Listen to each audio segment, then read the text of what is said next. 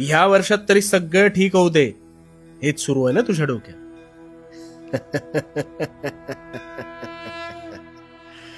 पलटतील. तुझ्या नशिबाचे फासे सुद्धा निश्चित पलटतील. कसे ते सांगतो. आता प्रामाणिकपणे शांत चित्ताने ऐक. तुझे प्रश्न सुटतील. सगळ्यात आधी एक गोष्ट ध्यानात घे. नवीन वर्षात तू जुनाच राहिलास तर तुझ्या आयुष्यात काहीच नवीन घडणार नाही.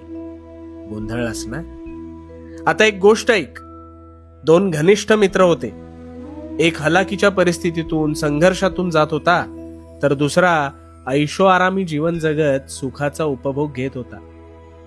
त्या गरीबाला नेहमी वाटायचं आपल्यावर देवाने काहीतरी अन्याय केलाय. पण हा श्रीमंत मात्र कधीही उठायचा, कधीही झोपायचा, आयते अरबट चरबट खायचा. काही वर्ष सरली. गरीब मेहनत करत होता,